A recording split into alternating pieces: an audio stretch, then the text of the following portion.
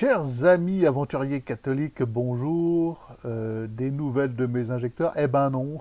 Voilà, vous vous y attendiez, n'est-ce pas? Non, toujours pas de nouvelles des injecteurs. Les têtes d'injecteurs sont, ben, on ne sait pas où. Il n'y a pas de bouleversement notoire dans le suivi. C'est toujours colis en préparation, mais apparemment ça ne veut rien dire. Bon, attendre. Il n'y a plus que ça à faire. Alors oui, c'est pas un triple menton, c'est que je me suis fait piquer par une abeille. Donc ça gonfle. C'est indolore, ça gratouille, mais voilà, c'est rouge et c'est comme ça. Voilà, bah oui, on a des ruches, donc parfois ça arrive. Parfois on se dit, oh allez, je vais pas mettre le casque et je vais y aller comme ça. Et puis bah, quand c'est un peu orageux, parfois c'est voilà, quelques piqûres à droite à gauche. Mais là, ça gonfle. Bon, en attendant, le miel, c'est un produit extraordinaire et les abeilles sont des animaux extraordinaires. Voilà, elles sont juste là en bas, elles sont dans le jardin, elles sont devant nous comme les poules, comme tous nos animaux de compagnie. Et il nous arrive tous de nous faire piquer régulièrement. C'est pas grave. Bon, je demande aux platistes d'arrêter. Arrêtez s'il vous plaît, voilà, j'ai fait 2 vidéos là-dessus, cessez de venir avec des arguments, alors vous inventez des trucs, je vais vous lire un truc, attendez, il faut que je le retrouve, je l'ai là. Je vais vous lire un truc, alors, hop,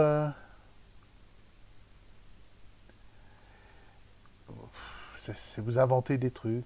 Alors voilà, je lis là, pour qu'un sextant ou son ancêtre l'astrolabe, ça c'est pour faire genre je connais des trucs, marche sur une sphère. Là, mon sextant il marche pas, excuse-moi. Il faudrait qu'une mesure d'angle d'élévation, une mesure d'angle d'élévation, je ne comprends pas la notion de mesure d'angle d'élévation. S'il vous plaît, expliquez-moi. Alors là, et c'est là qu'on touche au sublime, puisse être obtenu à partir d'une ligne adjacente incurvée, ce qui est physiquement impossible. Euh, voilà, alors donc, excusez-moi, je reste un peu silencieux, je ne comprends pas un broc de ce charabia, ça ne veut rien dire. Voilà, donc cessez, arrêtez, je vous demande, ça suffit, voilà. Stop, gardez vos certitudes. Si je vous dis un dernier truc quand même, important, c'est que de tout ce que vous me présentez comme vidéo, preuves et tout ça, en me disant mais si, regarde, regarde, Monsieur Riboni par exemple, il démontre que voilà. Alors, vous critiquez la science contemporaine, mais vous utilisez ses méthodes, c'est-à-dire que vous êtes purement cartésien. Vous partez du principe que la Terre est plate et à partir de cet a priori, vous établissez toutes sortes de démonstrations en inventant des notions parfois, comme je viens de le montrer là. Et donc ça, c'est du cartésianisme pur. Vous partez d'une certitude et vous éludez tout ce qui va à l'opposé de cette certitude. Et vous ne conservez que ce qui vous conforte dans vos certitudes. Et M. Riboni, par exemple, ne fait rien moins que cela. Il part de cet a priori, la Terre est plate, et il regarde les fuseaux horaires, et il vous dit, regardez, les fuseaux horaires sont une démonstration de la Terre plate parce qu'il y a plus de fuseaux horaires dans l'hémisphère sud que dans l'hémisphère nord. Bah oui, il y a plus de fuseaux horaires dans l'hémisphère sud que dans l'hémisphère nord, parce qu'il y a moins d'habitants, il y a des pays plus vastes. Il faut voir, par exemple, la Polynésie française, ça fait la taille de l'Europe. Voilà, et ben écoutez, il y a moins de fuseaux horaires en Polynésie, aux Fidji, c'est extrêmement vaste, et ce sont des constructions politiques. Bon, et c'est en rien une preuve. Voilà. Voilà. Moi, je ne dis pas qu'il n'y a pas des trucs bizarres, hein. Je pose par exemple la question, comment se fait-il si un marin peut me répondre que à 20 degrés de latitude nord, par exemple, on puisse voir simultanément la croix du Sud et l'étoile polaire. Voilà, c'est une question à laquelle je n'ai pas de réponse, mais c'est un fait, c'est factuel. Euh, je suis allé maintes et maintes fois sur les tropiques, j'ai passé l'équateur et on commence à voir la croix du Sud en même temps que l'étoile polaire aux environs du tropique Nord.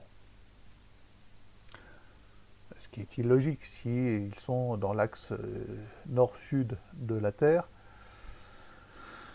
dans l'axe de la Terre, enfin, nord-sud, voilà, c'est l'axe de la Terre, donc on ne devrait pas on ne devrait pas voir la croix du Sud se lever avant le passage de l'équateur, ce qui n'est pas le cas. On la voit avant. Donc bah voilà, il y a des phénomènes étranges. Je n'ai pas toutes les réponses. Cela dit, je vous le dis, et expliquez-moi ça les platistes, si vous faites le tour du monde en suivant la ligne d'équateur, vous suivrez et vous couperez les méridiens à angle droit. À angle droit. Tous les méridiens qui font le tour de la Terre, les 180. Bon, voilà, je vous donne juste un fait, ça c'est factuel. Si on était sur une Terre plate avec des méridiens qui rayonnent comme ça, donc qui s'écartent vers l'infini comme ceci, il n'y aurait jamais d'angle droit. Il n'y aurait pas de possibilité en naviguant de prendre une route qui coupe les méridiens à angle constant. Voilà, je vous le rappelle, il y a deux routes. Il y a une route qui passe au nord, qui coupe les méridiens selon des angles variables, et une route qui coupe les méridiens à angle constant. Et sur l'équateur, il se trouve que, eh bien, on coupe les méridiens à angle droit. Bon, bon voilà, on va pas... Stop! Stop, vraiment, stop.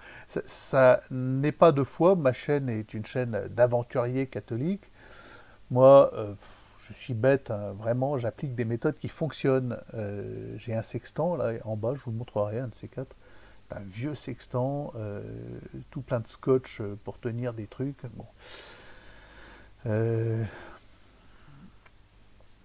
je l'ai utilisé, c'est un vieil appareil. Voilà. Maintenant, on a, grâce à cet appareil-là, des petits logiciels qui permettent de rentrer les données du sextant. Voilà, ça simplifie la vie, quoi. Les tables, il suffit de les télécharger avant.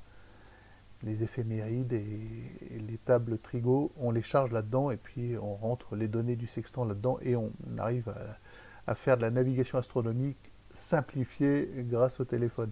C'est pas merveilleux? Bon. Ou sur l'ordi d'ailleurs, hein, il y a tout un tas de logiciels, il n'y a qu'à remplir les trous, il n'y a plus besoin de se souvenir des formules. Voilà. Bon, à l'examen de la marine marchande, il fallait s'en souvenir, on n'avait pas le droit. Si, on avait le droit à une calculette, mais non programmable, la Casio de base qu'ont tous les étudiants.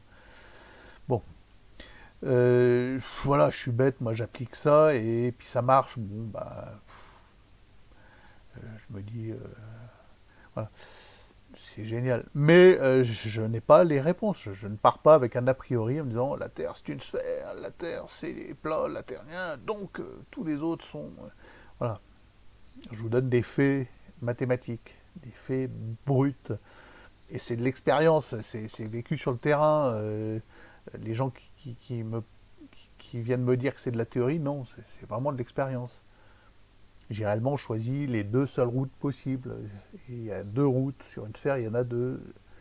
Sur un monde plat, bah, il n'y en a qu'une. Vous allez du point A au point B. Je ne vois pas où est votre besoin de nier. Vous avez un besoin viscéral de nier. C'est parce que vous partez d'un a priori. Votre a priori, c'est que la Terre est plate. Et si vous n'êtes pas capable de voir que la démonstration de M. Riboni est spécieuse parce qu'elle repose sur un a priori de départ, de base, qui est que la Terre est plate, bon, à tout le moins, ce monsieur pourrait dire, bon, c'est curieux. Il y a des éléments curieux avec les fuseaux horaires, il y a des éléments qui laisseraient à penser que c'est pas comme on nous dit, qu'il y a des choses, voilà. Mais il vous présente, il déforme les faits dans son sens, dans le sens qui conforte son a priori. Mais si vous n'êtes pas capable de voir ça, alors vous irez voir, il s'appelle Hervé Riboni, il y a deux, trois vidéos sur... il prétend avoir fait le tour du monde, avoir été skipper, avoir passé les trois caps, être allé dans le sud, avoir traversé plusieurs fois l'Atlantique. Je ne suis pas impressionné, hein, parce que je l'ai fait aussi, donc bon. Et donc, il vous présente ça comme l'argument d'autorité. En soi, je le fais aussi. Je vous dis, bon, j'ai appris la navigation astro, mais je ne suis pas scientifique. Moi, j'applique bêtement. Voilà. Je peux vous faire là la démonstration du cercle trigonométrique et de la minute d'angle qui correspond exactement aux 1000 marins. Bon, je peux vous en faire la démonstration. C'est pas des preuves, mais je peux vous en faire la démonstration. Mais je ne suis pas scientifique, c'est pas moi qui ai découvert ça. J'applique bêtement. Et jusqu'à présent, bah, ça fonctionne. Voilà. Mais je sais pas, vous irez voir hein, les commentaires de ma vidéo La Terre est-elle plate, vous irez voir. Si vous avez un peu de bon sens, c'est du charabia. Vos argumentations sont charabiesques. C'est n'importe quoi. Ça ne tient pas une seconde la route. Vous sortez d'un chapeau des trucs. Je ne broque pas un mot de ce que vous dites. Ça, rien. C'est du charabia. Bon, alors, stop. Arrêtez. Venez me parler du bon Dieu, si vous voulez. Mais gardez vos certitudes. Si vous persévérez à vous ancrer là-dedans, la Terre est plate parce que ça vous conforte, c'est comme votre doudou, vous avez besoin de ça pour vous endormir la nuit. Oui, mais très bien, il n'y a pas de problème. Moi, je m'en fous. Je m'en fous. Et alors, il y a des arguments, il y en a qui se reconnaîtront. Oui, vous voyez la Lune ronde, sphérique. Au télescope, vous voyez Vénus tourner, Saturne, etc. Vous voyez des sphères. Ça ne veut pas dire que la Terre est une sphère.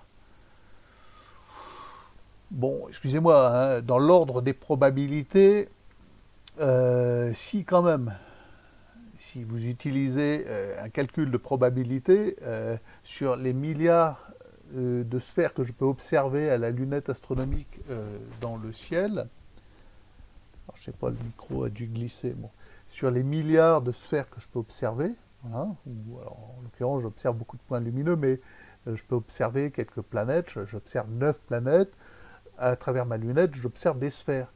Donc la probabilité voudrait que je sois debout sur une sphère ou assis sur un fauteuil qui est lui-même posé sur une sphère. Dans l'ordre des probabilités, l'évidence va dans ce sens, la probabilité va dans ce sens. Voilà. Il a l'argument qui dit oui, mais c'est pas parce que vous voyez des sphères que vous êtes sur une sphère. Bon, c'est pas faux, mais c'est débile. Excusez-moi, c'est fatigant, c'est épuisant. Hein.